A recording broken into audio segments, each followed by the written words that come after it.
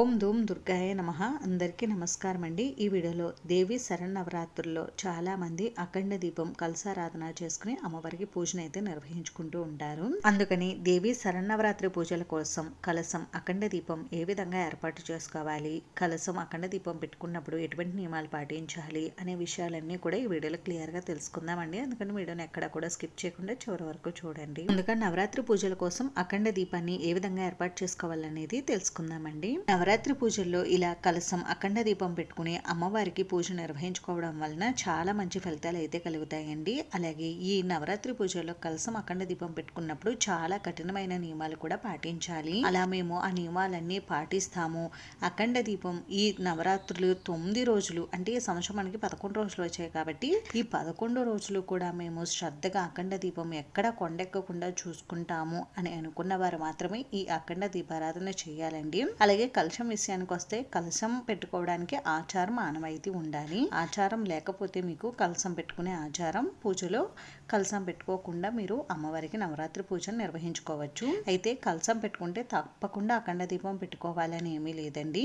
అలాగని అఖండ దీపం పెట్టుకుంటే తప్పకుండా కలశం పెట్టుకోవాలని లేదు.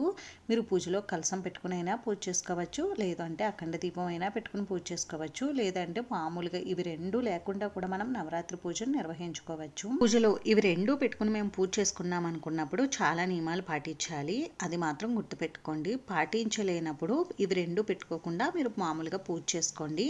ఈ నవరాత్రి పూజ అనే కాదండి, మనం ఏ పూజలు చేసినా కలశం అఖండ దీపం పెట్టుకుని పూజ చేసుకోవచ్చు. కానీ నియమాలు జాగ్రత్తలు అన్నీ కూడా తీసుకుని మనం పూజలో కలశం అఖండ దీపం అయితే పెట్టుకోవాలి. మీరు ఎన్ని రోజులు పూజ నిర్వహించుకోవాలనుకుంటే అన్ని రోజులు కూడా ఈ అఖండ దీపం నిరంతరంగా వెలుగుతూ ఉండాలండి. మధ్యలో ఏ రోజు కూడా కొండెక్కకూడదు. పూజ ఆచరించేటప్పుడు అఖండ దీపారాధన చేసి పూజ చేస్తే ఎంతటి ప్రయోజనం ఉంటుందో అదే విధంగా పూజ పూర్తవకుండా అఖండ దీపం కొండెక్కినా అంతే దుష్ఫలితం అయితే ఉంటుందండి. అసలు ఈ అఖండ దీపం అంటే ఏమిటండి అని అంటే నిరంతరంగా వెలిగే దీపాన్ని అఖండ దీపం అంటారు. ఎవరైతే ఈ దేవి శరన్నవరాత్రుల్లో అమ్మవారిని అత్యంత భక్తి శ్రద్ధలతో పూజించి ఈ అఖండ దీప కాంతుల్లో అమ్మవారిని చూస్తారో వారికి ఆ అమ్మవారి అనుగ్రహం పరిపూర్ణంగా కలిగి మనం కోరుకున్నటువంటి కోరికలన్నీ కూడా శీఘ్రంగా నెరవేరి అఖండ సౌభాగ్యం, సిరి సంపదలు, అష్టైశ్వర్యాలు కలుగుతాయని అంటారు. ఇంతటి మంచి ఫలితాలను కలిగించేటటువంటి ఈ అఖండ దీపారాధన ఏ విధంగా చేయాలి అని అంటే ఈ దీపారాధన చేయడం కోసం ఒక పెద్దది మట్టి ప్రమిదను అయితే తెచ్చుకోవాలండి. అఖండ దీపారాధన కోసం మట్టి ప్రమిద లభించకపోతే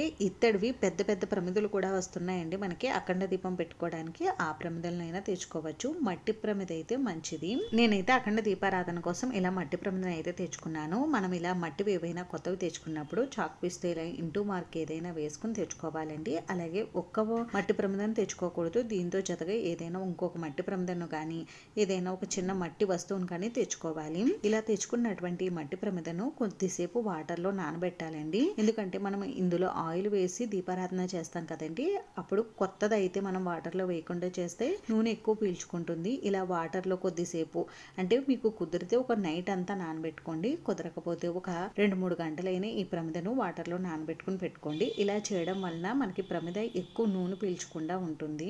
నవరాత్రి పూజలనే కాదండి, మనం ఇంట్లో ఎప్పుడు అఖండ దీపం పెట్టుకున్నా కూడా కొత్త మట్టి ప్రమిదనే తెచ్చుకుని మీరు అఖండ దీపం అయితే పెట్టుకోండి. పాత మట్టి ప్రమిదల్లో అఖండ దీపారాధన చేయకూడదండి. కొత్త మట్టి ప్రమిద తెచ్చుకుని అఖండ దీపం పెట్టుకోండి. అఖండ దీపారాధన కోసం కొద్దిగా పెద్ద మట్టి ప్రమిదనే తీసుకోండి. చిన్నది తీసుకుంటే మనం అస్తమానం ఆయిల్ వేయాల్సి వస్తుంది. కొద్దిగా పెద్దది తీసుకున్నారంటే ఒకసారి ఆయిల్ వేస్తే మనకి ఒక రోజు అంతా కూడా వచ్చే ప్రమిదలు ఉంటాయి, లేదంటే ఒక పూట అంతా కూడా వచ్చే ప్రమిదలు ఉంటాయి. అటువంటి ప్రమిదలను అయితే తీసుకోండి. ఆయిల్ ఎక్కువ పడేటటువంటి మట్టి ప్రమిదలు తీసుకుంటే మనకి అఖండ దీపం కొండెక్కుతుందన్న భయం అయితే ఉండదండి. ఇలా మనం 1 గంట పాటు 2 గంటల పాటు ఈ ప్రమిదను నానబెట్టుకున్న తర్వాత మళ్ళీ మామూలుగా వాటర్తో క్లీన్ చేసుకుని ఈ ప్రమిదకు ఎక్కడ కూడా తడి లేకుండా నీట్గా ఒక పొడి క్లాత్తో తుడుచుకుని ఈ ప్రమిదను పక్కన పెట్టుకుని ఆరబెట్టుకోవాలండి. దీపారాధన కోసం ఈ ప్రమిదకు ఎక్కడ కూడా తడి లేకుండా పూర్తిగా ఆరాలండి. ఏ దీపారాధన చేసినా, నిత్య దీపారాధన చేసినా, అఖండ దీపారాధన చేసినా, ఏవైనా ప్రత్యేకమైన దీపారాధనలు ఏవి చేసినా కూడా మనం కింద ప్లేట్ అయితే వేసుకుంటాం కదండి, దీపాన్ని డైరెక్ట్గా మనం నేలపైన అయితే పెట్టాం. అందుకోసం ఒక ఇత్తడి, రాగి, వెండి ఏదైనా ఒక ప్లేట్ ప్లేట్ తీసుకోండి, స్టీల్ కాకుండా. తీసుకున్న ప్లేట్ కి గంధం కుంకుమ బొట్లు పెట్టుకుని ఈ ప్లేట్ లోకి 3 లేదా 5 గుప్పిళ్ళ వరకు బియ్యం కానీ ధాన్యం కానీ పోసుకోండి. ఇలా ధాన్యం పోసుకున్న తర్వాత ఈ ధాన్యాన్ని ఒకసారి బాగా చదును చేసుకుని ఈ ధాన్యం పైన కొద్దిగా పసుపు కుంకుమలు ఉంచి ఇప్పుడు అఖండ దీపారాధన ప్రమిదను తీసుకుని ఈ ప్రమిదకు పసుపు రాసి, అంటే పసుపుని ఎక్కడా కూడా తడి పొడి లేకుండా నిండుగా పసుపు అయితే రాసుకోండి. ప్రమిద లోపల వైపు పసుపు రాయవద్దండి, బయట వైపే ఎక్కడా తడిపొడి లేకుండా రాసుకోండి. ఆ తర్వాత ఈ ప్రమిదకు గంధం కుంకుమ బొట్లు పెట్టుకుని, అలాగే బియ్యపిండి ఉంటే బియ్యపిండితో కూడా మీరు బొట్లు పెట్టుకుని ఈ ప్రమిదను అందంగా అలంకరించుకోవచ్చు. అఖండ దీపం కలసం పెట్టుకోవడానికి ఏదైనా ఆచారం ఉండాలా అంటే తప్పకుండా ఆచారం ఆనవాయితీ ఉండాలండి. ఒకవేళ మీకు ఆచారం లేకపోయినా పూజలో అఖండ దీపం పెట్టుకుని అమ్మవారికి పూజ చేసుకోవాలనుకుంటే మీరు తప్పకుండా అఖండ దీపం పెట్టుకుని అమ్మవారికి పూజ చేసుకోవచ్చు.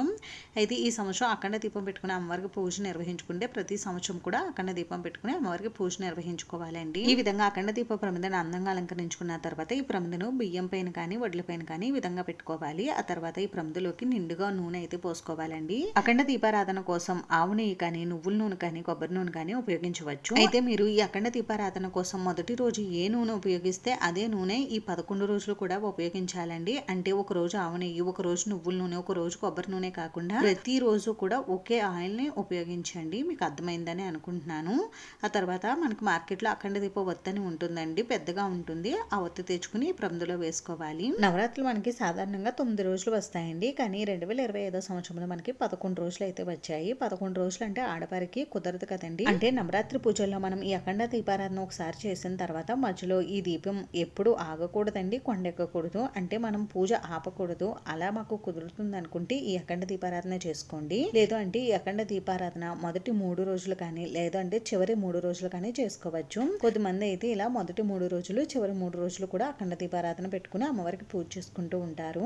ఈ దీపంలోకి తీసుకున్న ఒత్తిని మీరు నూనెలో ముందు రోజు రాత్రి నానబెట్టుకుని పెట్టుకుంటే మనకి దీపం చక్కగా వెలుగుతుందండి. లేదు అంటే అప్పటికప్పుడు ఈ విధంగా ఒత్తిని ప్రమిదలో అయినా వేసుకోవచ్చు. ఆ తర్వాత ఈ దీపాన్ని మీ దగ్గర ఉన్నటువంటి పువ్వులతో అందంగా అలంకరించుకోండి. నవరాత్రి పూజ కోసం అఖండ దీపాన్ని ఈ విధంగా అయితే సిద్ధం చేసుకోవాలండి. ఇప్పుడు ఈ దీపాన్ని ఎక్కడ పెట్టాలి అని అంటే మనం అమ్మవారికి పూజ ఎక్కడైతే నిర్వహించుకుంటామో అక్కడైతే ఈ దీపం పెట్టుకోవాలండి. మనం పూజా పీఠ పైన అయినా ఈ దీపాన్ని పెట్టుకోవచ్చు, లేదంటే పూజా పీఠానికి పక్కన కింద అయినా మనం ఈ దీపం పెట్టుకోవచ్చండి. కింద నేలపైన ఈ దీపాన్ని పెట్టేటప్పుడు అక్కడ పసుపుతో అలికి బియ్య పిండితో ముగ్గు పెట్టుకుని అప్పుడు ఈ ముగ్గు పైన అయితే పెట్టుకోండి. ఈ విధంగా మీరు ఎక్కడైనా ఈ అఖండ దీపారాధన అనేది పెట్టుకోవచ్చు. ఇప్పుడు నవరాత్రి పూజ కోసం కలసాన్ని ఏ విధంగా ఏర్పాటు చేసుకోవాలనేది తెలుసుకుందాం. పూజ కోసం కలసం పెట్టుకోవడానికి ఒక ఇత్తడిది కానీ, రాగి, వెండి ప్లేట్ ని అయితే తీసుకోండి, స్టీల్ ప్లేట్ కాకుండా. ఈ ప్లేట్ కు గంధం కుంకుమ బొట్లు పెట్టుకుని ఈ ప్లేట్ లో కూడా 3 గుప్పిళ్ళు కానీ, 5 గుప్పిళ్ళు కానీ బియ్యం కానీ, వడ్లు కానీ పోసుకోండి. ధాన్యం ఇలా చదునుగా చేసుకుని ఇప్పుడు ఈ ధాన్యం పైన కొద్దిగా పసుపు కుంకుమలు ఉంచి ఇప్పుడు కలసం పెట్టుకోవడానికి ఒక ఇత్తడి, రాగి, వెండి చెంబును అయితే తీసుకోండి. స్టీల్ చెంబు కాకుండా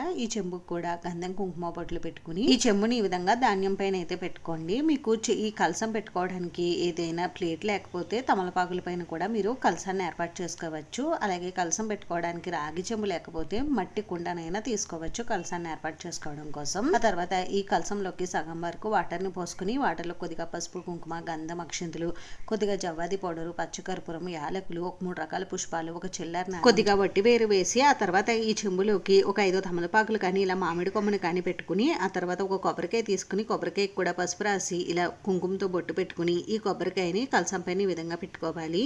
ఆ తర్వాత ఒక ఎరుపు రంగు బ్లౌజ్ పీస్ ని తీసుకుని కొబ్బరికాయకి ఈ విధంగా పెట్టుకుని ఇప్పుడు కొబ్బరికాయకి గాజులు, పసుపు కొమ్మని అలంకరించాలి. ఇంకా మీ దగ్గర ఏవైనా ఆభరణాలు ఉంటే కలసానికి అలంకరించుకోవచ్చు. అలాగే కలసాన్ని మీ దగ్గర ఉన్నటువంటి పువ్వులతోటి, పువ్వుల మాలలతోటి, వస్త్రమాలలతో కూడా అందంగా అలంకరించుకోండి. కలసం చెంబుకి పసుపు కొమ్ము కానీ, తమలపాకుని కానీ కంకణంగా కట్టుకోవాలి. ఆ తర్వాత ఈ కలసాన్ని మీ దగ్గర ఉన్నటువంటి పువ్వులతో అందంగా అలంకరించుకోండి. ఈ విధంగా నవరాత్రి పూజల కోసం కలసాన్ని అయితే ఏర్పాటు చేసుకోవాలి. ఇప్పుడు ఈ కలసాన్ని మీరు అమ్మవారి దగ్గర అయితే పెట్టుకోవాలి. ఈ విధంగా నవరాత్రి పూజల కోసం అఖండ దీపం కలసాన్ని అయితే ఏర్పాటు చేసుకోవాలండి. అమ్మవారి పూజా పీఠ పైన కలసాన్ని, అఖండ దీపాన్ని ఈ విధంగా ఏర్పాటు చేసుకున్న తర్వాత ముందుగా మనం కొబ్బరికాయ కొట్టుకుని అఖండ దీపారాధన అయితే చేయాలి. మనం ఈ రోజు నుండి నవరాత్రి పూజలు ప్రారంభిస్తున్నాం కాబట్టి మనం ఏదైనా కొత్త పని ప్రారంభించినప్పుడు కొబ్బరికాయ కొట్టి ఆ పని ప్రారంభిస్తాం కాబట్టి ఇలా కొబ్బరికాయ కొట్టి అఖండ దీపారాధన అయితే చేసుకోండి. మనసులో గణపతిని, అమ్మవారిని ధ్యానించుకుని కొబ్బరికాయ కొట్టి ఈ 11 రోజులు కూడా ఈ అఖండ దీపం నిర్విఘ్నంగా వెలిగేలా చూడు అని ఆ స్వామి వారికి, అమ్మవారికి నమస్కారం చేసుకోండి. ఇప్పుడు అఖండ దీపారాధన ఏకహారతితో కానీ, అగరబత్తులతో కానీ వెలిగించండి. అఖండ దీపారాధన వెలిగించిన తర్వాతే మనం పూజలో పెట్టినటువంటి మిగిలిన దీపాలు కూడా వెలిగించుకోవచ్చు. అయితే అఖండ దీపం పెట్టినప్పుడు మిగిలిన దీపాలు పెట్టుకోవచ్చా అంటే పెట్టుకోవచ్చండి. ఎన్ని దీపాలైనా పెట్టుకోవచ్చు. మీరు 2, 3, 5 ఇలా ఈ సంఖ్యలో ఎన్ని దీపాలు దీపాలైనా పెట్టుకోవచ్చు. నవరాత్రి మొదటి రోజు కలశ స్థాపన అఖండ దీపారాధన చేసుకోవాలండి. ముందుగా అఖండ దీపాన్ని ఏకహారతితో కానీ అగరబత్తులతో కానీ వెలిగించి దీపానికి కొద్దిగా పసుపు కుంకుమ గంధం అక్షంతలు పుష్పాలతో పూజ చేసి తర్వాత దీపానికి ధూపం దీపం నైవేద్యం సమర్పించాలి. నైవేద్యంగా పటిక బెల్లం కానీ బెల్లం ముక్కలు కానీ నివేదించవచ్చు. ఆ తర్వాత కర్పూర నీరాజనం కూడా సమర్పించి ఇప్పుడు నిత్య పూజలో పెట్టుకున్నటువంటి దీపాలు వెలిగించి ముందుగా గణపతి పూజ నిర్వహించుకోవాలి. గణపతి పూజ పూర్తయిన తర్వాత మనము కలశానికి పూజను అయితే నిర్వహించుకోవాలండి. మనం పూజలో కలశం పెట్టుకుంటే పూజ కలశానికి మాత్రమే నిర్వహించుకోవాలి. కలశానికి ప్రతిరోజు కూడా అమ్మవారి ఏ అలంకరణ ఉంటే ఆ అలంకరణలో మనం షోడశోపచార పూజను అయితే నిర్వహించుకోవాలి. ఆ రోజుకు సంబంధించినటువంటి పుష్పాలు శ్లోకాలన్నీ చదువుకుంటూ అమ్మవారికి షోడశోపచార పూజ నిర్వహించుకోండి. ఈ విధంగా నవరాత్రి పూజ కోసం కలశం అఖండ దీపం అయితే ఏర్పాటు చేసుకోవాలి. పూజలో ఇలా అఖండ దీపం కలశం పెట్టుకున్నప్పుడు ఎటువంటి జాగ్రత్తలు నియమాలు పాటించాలనేది ఇప్పుడు తెలుసుకుందాం. మొదటి రోజున అఖండ దీపారాధన చేసినప్పుడు అఖండ దీపంలో ఉన్న అగ్నిదేవుడికి నమస్కారం చేసుకోవాలి. స్వామి అగ్నిదేవ ఈ నవరాత్రి 11 రోజులు కూడా ఈ దీపం అఖండంగా వెలుగుతూ ఉండాలని అలాగే ఈ అగ్ని వల్ల ఎటువంటి ప్రమాదాలు జరగకుండా చూసుకోమని స్వామి వారికి నమస్కారం చేసుకోవాలండి. ప్రతిరోజు కూడా అఖండ దీపం దగ్గర పెట్టినటువంటి పుష్పాలు తీసేసి కొత్త పుష్పాలు పెట్టి అఖండ దీపానికి పసుపు కుంకుమ గంధం అక్షంతలు పువ్వులు సమర్పించి నమస్కారం చేసుకుని అప్పుడు మీరు పూజను అయితే ప్రారంభించాలి. ఇదే విధంగా కలశం దగ్గర ముందు రోజు పెట్టినటువంటి పుష్పాలు అన్ని కూడా తీసేసి కలశానికి కూడా పూజ నిర్వహించుకోవాలండి. అఖండ దీపారాధన చేసినప్పుడు ఈ అఖండ దీపాన్ని ప్రతి క్షణం కూడా చూసుకుంటూ ఉండాలండి. అఖండ దీపం వెలుగుతూ ఉందా లేదా అనేది చెక్ చేసుకుంటూ ఉండాలి. అలాగే ఇంట్లో అఖండ దీపం పెట్టుకున్నప్పుడు ఇంట్లో ఎవరో ఒకరు ఉండేలా చూసుకోవాలండి. ఇంటికి తాళం వేసి వెళ్ళడం లాంటివి చేయకూడదు. ఇంకా పూజ పూర్తయి బయటికి వచ్చేటప్పుడు అఖండ దీపంలో కొద్దిగా నూనె వడ్డించి బయటికి రావాలండి.